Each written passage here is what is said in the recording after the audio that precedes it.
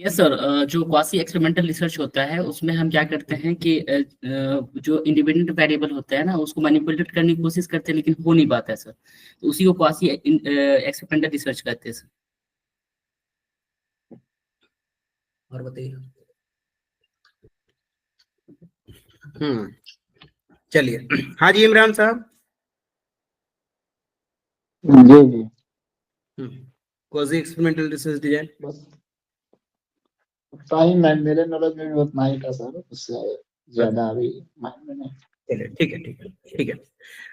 खास करके जो आपका सोशल साइंस के रिसर्च होता है या बिहेवियरल साइंस की रिसर्च होता है, मतलब बिहेवियरल साइंस का रिसर्च करने का मतलब है जो एजुकेशनल रिसर्च है ना, या सोशल साइंस का रिसर्च है, तो इसमें क्वासी एक्सपेरिमेंटल रिसर्च डिजाइन का ही यूज किया जाता है। सबसे बड़ी बात है कि manipulations of the variable, manipulations of the independent variable. मैंने एक एग्जांपल लिया था, हाँ, और जिस दिन से मैंने एक्सपेरिमेंटल रिसर्च डिजाइन स्टार्ट किया उस दिन से मैं बार बार कह रहा हूँ कि एक ग्रुप ऑफ स्टूडेंट लेंगे या एक ग्रुप ऑफ लोग लेंगे और उसको हम पिज्जा खिलाएंगे 6 महीने तक, हैं, 6 महीने तक उसको पिज्जा और बर्गर खिलाएंगे और उसके बाद हम देखेंगे कि पिज्जा खिलाने से उसके हेल्थ में क्या इफेक्ट पड़ता है। क्या ये ट्रीटमेंट देना संभव है जी? या फिर मैं बीड़ी वाला ही एग्जांपल ले रहे थे कि 6 महीने तक बीड़ी पिलाएंगे बच्चों को या बूढ़ों को, उसके बाद उसकी हेल्थ कंडीशंस देखेंगे कि बीड़ी पीने से उसका हेल्थ कंडीशंस में क्या प्रभाव पड़ा। क्या लीगली, इथिकली, लेजिटमेट वे में क्या ये पॉसिबल है इस ट्रीटमेंट देना? कौन तैयार होगा? नहीं पॉसिबल। एकदम कोई नहीं है वाला सर। नहीं है। स्वस्थ लोगों को ले ले, 30 स्वस्थ लोगों को ले ले और आप उसको बोले कि आपको बीड़ी पिलाएंगे, क्या वो कंसेंट देगा? नहीं देगा। तो कहने का मतलब है यहाँ पे हम ट्रीटमेंट दे पा रहे हैं क्या? इस रिसर्च में ट्रीटमेंट दे पा रहे हैं क्या? नहीं दे पाएंगे ना नहीं। ट्रीटमेंट, है ना, ट्रीटमेंट नहीं दे दे पाएंगे। यस, है ना।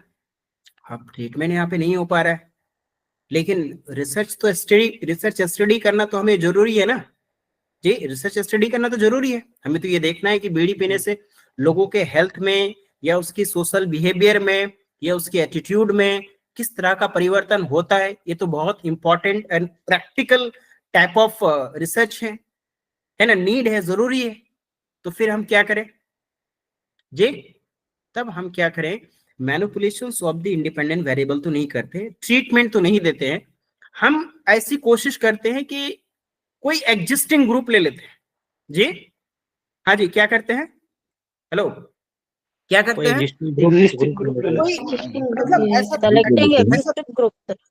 हाँ, कोई मतलब 30 स्टूडेंट्स को हम लेते हैं, मतलब 30 लोगों को देखते हैं कि जो ऑलरेडी बीड़ी पी रहा हो, सिगरेट पी रहा हो। ऐसा तो हमारे समाज में है ना कि बहुत लोग बीड़ी सिगरेट पी रहे हैं, यस सर नो जी? Yes sir. ऐसा तो हमारे समाज में है ना कि 30 क्या, आपको जितना चाहिएगा उतना बीड़ी सिगरेट पीने वाले लोग मिल जाएंगे। तो हम उसको आइडेंटिफाई करेंगे जी, उसको हम आइडेंटिफाई करेंगे जो प्री एग्जिस्टिंग है, उनको हम आइडेंटिफाई करेंगे। आप चाहो तो उसको बोल सकते हैं कि आप मेरा स्टडी का पार्ट है, आप जैसे बीड़ी पी रहे हैं, सिगरेट पी रहे हैं, पीजिए, हाँ, रुकना नहीं है, हाँ? या फिर आप पूछ सकते हैं कितना दिन से आप पूछ रहे हैं, और डायरेक्ट जाके वहां पर आप डेटा ले लीजिए जी, डायरेक्ट जाके डेटा ले लीजिए। या फिर वो पी रहा है, आप उसको 3 महीना, 6 महीना, 7 महीना तक, जितना दिन तक ऑब्जर्व करना है आप उसको ऑब्जर्व कीजिए। आप अंडर ऑब्जर्वेशन उसको रखिए, अंडर कंट्रोल उसको आप रखिए, ठीक है। उसको 30 दिन के बाद उसका हेल्थ कंडीशन आप चेक कर लीजिए, ब्लड टेस्ट ले लीजिए, ये टेस्ट ले लीजिए, उसके बाद रिसर्च पेपर पब्लिश कर दीजिए। एक तरीका है कि नहीं? तो यहाँ पे भी एक्सपेरिमेंट हुआ आपका, हुआ कि नहीं? भले ही आप ट्रीटमेंट यहाँ पे नहीं दे रहे हैं, यहाँ पे ट्रीटमेंट देना पॉसिबल नहीं है, इंडिपेंडेंट वेरिएबल को मैनिपुलेट करना पॉसिबल नहीं है, प्रैक्टिकली पॉसिबल नहीं है, आपको कोई अलाउ नहीं करेगा। तो जो प्री एग्जिस्टिंग कंडीशन है जी, प्री एग्जिस्टिंग कंडीशन है, उस प्री एग्जिस्टिंग कंडीशन को ही हम एज एक्सपेरिमेंटल मान लेंगे कि एक्सपेरिमेंट हो रहा है मेरा, यस और नो जी? Hello, yes Yes, sir. Yes, sir. और ये तो एक पॉइंट है कि ट्रीटमेंट देना, हाँ जी, नो ट्रीटमेंट मैनिपुलेटेड, मतलब ट्रीटमेंट देना पॉसिबल जब ना हो, हाँ ट्रीटमेंट देना पॉसिबल ना हो। अगर मान लेते हैं अगर आप ट्रीटमेंट दे भी देते हैं, ट्रीटमेंट दे देते हैं, लेकिन फुल कंट्रोल ना हो, जी आपका एक्सपेरिमेंट में फुल कंट्रोल नहीं हो, जैसे आप बच्चों को मान लेते हैं कोई एक न्यू टीचिंग मेथड का आप एक्सपेरिमेंट कर रहे हैं, हाँ न्यू टीचिंग मेथड का आप एक्सपेरिमेंट कर रहे हैं, और मैंने कल की क्लास में, परसों के क्लास में भी कहा था कि एक्सट्रेनियस वेरिएबल को कंट्रोल करना जरूरी है। अगर आप एक्सट्रेनियस वेरिएबल को अगर आप कंट्रोल नहीं करेंगे तो रिजल्ट पे इसका असर होगा। तो अगर आप Yes, sir. New teaching method आप एक एक्सपेरिमेंट कर रहे हैं और फुल कंट्रोल होनी चाहिए, सिर्फ और सिर्फ न्यू टीचिंग मेथड का अगर आप इफेक्टिव को देखना चाहते हैं, आप बताइए 30 स्टूडेंट्स है, किस लेवल तक आप उसको कंट्रोल कर लीजिएगा। आप उसको यही ना बोलिएगा कि घर में जाके आप कोचिंग में मत पढ़िए, घर में जाके आप सेल्फ स्टडी मत कीजिए, घर में जाके आप यूट्यूब में मत पढ़िए, लेकिन क्या 100% आप उसको कंट्रोल कर पाइएगा? जी इवन 99% उसको कंट्रोल कर पाइएगा, 90% कंट्रोल कर पाइएगा? No sir. जी हो सकता है क्या, हो सकता है, क्योंकि उनका बोर्ड एग्जाम्स होंगे, उसका क्लास का एग्जाम होंगे, आपके भरोसे तो वो नहीं रहने वाले ना कि हाँ आप एक्सपेरिमेंट कर रहे हैं तो आपका रिजल्ट बहुत बेहतर हो, इसलिए मुझे इधर उधर से कुछ नहीं पढ़ना है। उनका 9th का एग्जाम होगा, उसका 10th ग्रेड का एग्जाम होगा, उसका 11th का एग्जाम होगा, उसका 12th का एग्जाम होगा। तो वो फुल्ली डिपेंडेंट आपके टीचिंग मेथड से तो नहीं रहेगा क्या? और जब कोई इस तरह का न्यू टीचिंग मेथड का एक्सपेरिमेंट होता है तो कम से कम 6 महीना, 7 महीना या साल भर तक चलता है। साल भर तक आपके भरोसे तो वो नहीं रहने वाला है, वो अपनी एग्जाम की प्रिपरेशन करेगा, और आपकी एग्जाम, वो जब अपनी एग्जाम की प्रिपरेशन करेगा तो डिफरेंट गैस पेपर पढ़ेंगे, किताबें पढ़ेंगे, ऑनलाइन जाएंगे, कैसे भी पढ़ाई करेंगे। तो कहने का मतलब है कि जो आपकी रिस्पोंडेंट है, जो आपका सैंपल है, जो आपका एक्सपेरिमेंटल ग्रुप है, जो आपकी कंट्रोल ग्रुप है, उसमें 100% का कंट्रोल होगा क्या? पॉसिबल है? You can control it? Social science के रिसर्च में जी नहीं कंट्रोल कर सकते। तो अगर नहीं कंट्रोल कर सकते हैं तो ये कौन सा डिजाइन होगा? ये कौन सा डिजाइन होगा? Quasi experimental design, quasi experimental research design.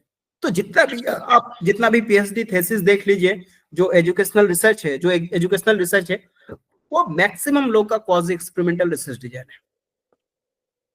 है ना। ट्रीटमेंट देते हैं, जैसे मेरा भी रिसर्च है, उसमें ट्रीटमेंट देते हैं बच्चों को। टेक्नोपेडागोगी मेरा जो वेरिएबल है, इंडिपेंडेंट वेरिएबल टेक्नोपेडागोगी, तो टेक्नोपेडागोगी से बच्चों को पढ़ा रहे हैं, लेकिन 100% कंट्रोल नहीं है वेरिएबल पे, एक्सट्रेनियस वेरिएबल पे कंट्रोल नहीं है। तो जब 100% कंट्रोल नहीं हो जी, जब 100% कंट्रोल नहीं हो तो फिर कौन सा हम डिजाइन के यूज करेंगे? कौन सा डिजाइन के यूज करेंगे? हाँ जी, कौन सा डिजाइन के यूज करेंगे? Quasi experimental design sir. जी बिल्कुल सर, इससे तो ऊपर फैक्टोरियल डिजाइन का शायद आप एक्सप्लेन नहीं किए, छूट गया है जो फैक्टोरियल सबसे डिजाइन। जी जी नहीं फैक्टोरियल डिजाइन तो I have discussed. Yes sir, discuss किए सर, हां डिस्कस बोर्ड यूनिवर्सिटी को बता करके। हां ओके। according to Broda 1989, बोले all such experimental situation in which the experimenter does not have full control over the assignments of experimental units randomly to the treatment conditions, or the treatment cannot be manipulated, are called quasi experimental research design, है ना। एकदम definition देखिए, कितना clear definition है जी। वो सारा का सारा एक्सपेरिमेंटल सिचुएशन, किसका म्यूट होता है जी? म्यूट कर लीजिए ना। हेलो। चलिए, क्या कह रहा है definition? All such experimental situation in which experimenter does not have full control over the assignments of experimental units, मतलब जो आपका एक्सपेरिमेंटल यूनिट है जिस पे आप एक्सपेरिमेंट कर रहे हैं, जिस सैंपल में आप एक्सपेरिमेंट कर रहे हैं, उसमें रिसर्चर का एक्सपेरिमेंटल का फुल कंट्रोल ना हो, है ना जी। या फिर टू द ट्रीटमेंट कंडीशंस व the treatment can not be manipulated, या ट्रीटमेंट को मैनिपुलेट नहीं किया जा सकता है, ट्रीटमेंट नहीं दिया जा सकता है। जैसे मैंने आपको पिज्जा का एग्जांपल दिया, जैसे मैंने आपको बीड़ी का एग्जांपल दिया, जैसे और भी कई सारे एग्जांपल्स है। हाँ जी।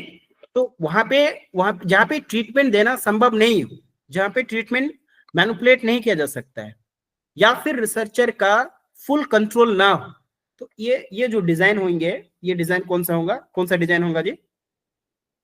जी quasi experimental design. Quasi experimental design. अब ये क्वासी एक्सपेरिमेंटल डिजाइन में रैंडम असाइनमेंट नहीं होगा, है ना जी? रैंडम असाइनमेंट नहीं होगा। हम जैसे मैंने आपको कहा कि दो ग्रुप इक्वल ग्रुप होनी चाहिए और रैंडमली असाइनमेंट होनी चाहिए और इक्वेटिंग ग्रुप होनी चाहिए। आप बताइए कि अगर मैं कोई एक न्यू टीचिंग मेथड का यूज कर रहे, परफेक्टली दोनों ग्रुप को हम इक्वेट कर सकते हैं क्या, कि इनका भी IQ 110 प्लस हो एवरेज और इसका भी IQ 110 प्लस हो? पॉसिबल नहीं है, 100% परफेक्टली हम लोग नहीं कर सकते।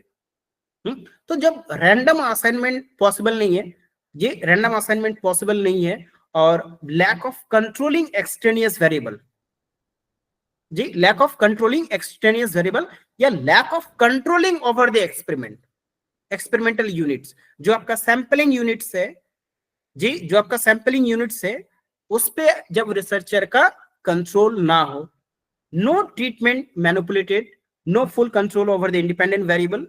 अब जब ऐसा कंडीशंस होएगा जी, जब आपका फुल कंट्रोल नहीं होगा, आप एक्सटेनियस वेरिएबल को फुल कंट्रोल नहीं कर सकते हैं, तो क्या यहाँ पे लो इंटरनल वैलिडिटी होगा, लो एक्सटर्नल वैलिडिटी होगा?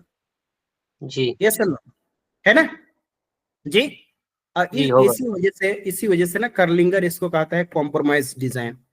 एक तरीके से ये कॉम्प्रोमाइज डिजाइन है ना, cause experimental research design. But social science research की मजबूरी है, सोशल साइंस रिसर्च की मजबूरी है कि कॉज एक्सपेरिमेंटल रिसर्च डिजाइन को सेलेक्ट करना पड़ता है, बिकॉज ऑफ रीजन क्या जी, रीजंस क्या, ये वाला पॉइंट की वजह से, no full control over the independent variable, ये नो, और ये क्या कहते हैं आपका, lack of controlling extraneous variable, lack of controlling extraneous variable. इस वजह से कॉज एक्सपेरिमेंटल रिसर्च डिजाइन लेना पड़ता है।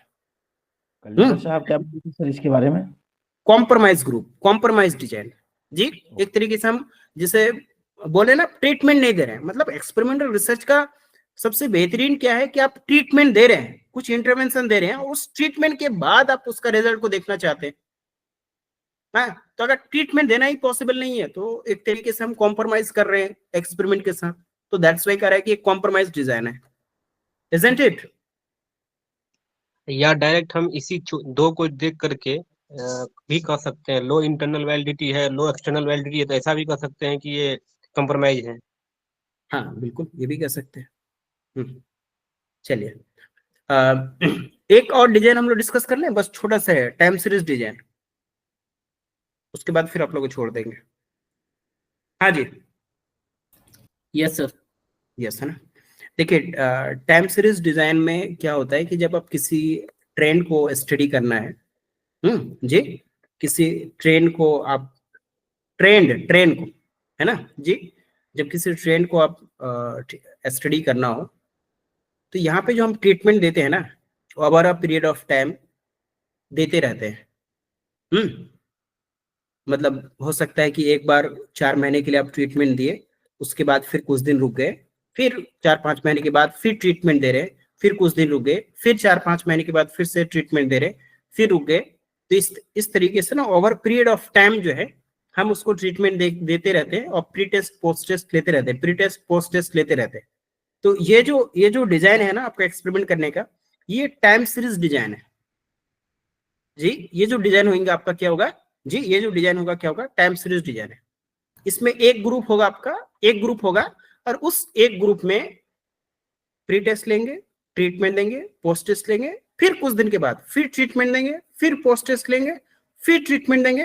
तो मतलब over a period of time जो है ट्रीटमेंट और फिर उसका pre test post test treatment, और इस तरीके से आगे बढ़ते जाएंगे।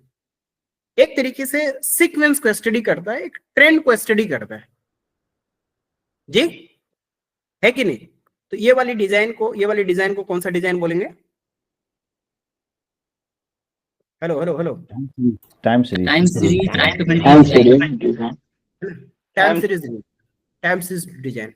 जैसे बच्चों में किस उम्र में लर्निंग आउटकम्स कितना होता है या गेनिंग कैपेसिटी कितनी होती है ना, कंटेंट को गेनिंग कैपेसिटी कितनी है, अगर उसको मुझे जानना है, हाँ, तो एक बार टीचिंग मेथड जब उसकी उम्र 6 साल की हो तब उसको एक बार ट्रीटमेंट दे रहे हैं, जब उसकी 7 साल की उम्र हो रहा है तब उसको एक बार ट्रीटमेंट दे रहे हैं, जब उसकी उम्र 8 साल हो रहा है उसको एक बार ट्रीटमेंट दे रहे हैं, हाँ? तो मुझे ट्रेंड का पता चलेगा कि नहीं कि 6 साल की उम्र के बच्चों में जो गेनिंग कैपेसिटी है वो इतनी है, 8 साल की उम्र में बच्चों में जो गेनिंग कैपेसिटी है उतना है, 9 साल के बच्चों में जो गेनिंग कैपेसिटी है वो उतना है, हाँ? तो मुझे हर एक एक स्टेजेस का डेटा हमारे पास होगा, हर एक एक स्टेजेस का रिजल्ट हमारे पास होगा कि जो 6th ग्रेड में है उस स्टेजेस में क्या उनका गेनिंग कैपेसिटी है, उसका अचीवमेंट कितना है, 7th ग्रेड में है जब कितना है, 8th ग्रेड में है तब कितना है। तो over a period of time हम ट्रीटमेंट देते रहेंगे, over a period of time हम ट्रीटमेंट देते रहेंगे और उसके रिजल्ट को हम देखते रहेंगे और अंततः एक हम रिजल्ट को कंक्लूजन पे चले जाएंगे और रिजल्ट पब्लिश कर देंगे कि ये टाइम पीरियड के बाद ये स्टडी किया गया था और इस पीरियड में उनके अचीवमेंट ये पाया गया, इस पीरियड में उसके अचीवमेंट ये पाया गया, इस पीरियड में उसके अचीवमेंट ये पाया गया। Isn't it? जी यस हाँ, Yes, sir. तो हाँ ये इसके अलावा जितने भी एक्सपेरिमेंटल डिजाइन देखें हर जगह हम लोग ट्रीटमेंट एक ही बार देते हैं, एक ही बार ट्रीटमेंट, प्री टेस्ट लेते हैं और पोस्ट टेस्ट ले लेते हैं, रिजल्ट कंक्लूड कर देते हैं, एक ही बार ट्रीटमेंट देते हैं। लेकिन टाइम सीरीज में कितनी बार ट्रीटमेंट देंगे जी, टाइम सीरीज में कितनी बार ट्रीटमेंट देंगे बार जी, बार बार देंगे, है ना, बार-बार ओवर देते रहेंगे इसमें। Over a period of test करते टाइम रहेंगे, प्री टेस्ट, पोस्ट टेस्ट। बिल्कुल multiple pre test and post test होंगे, है कि नहीं, मल्टीपल। देखिए ना, a time series design consists of studying one group over a time with multiple pre-test and post-test measure observation made by the researcher। हाँ, एक ही group होंगे, multi बार हम ट्रीटमेंट भी देंगे और मल्टीपल बार जो है pre test and post test करते रहेंगे। तो ये जो डिजाइन होंगे, ये कौन सा डिजाइन होगा, ये time series design, isn't it?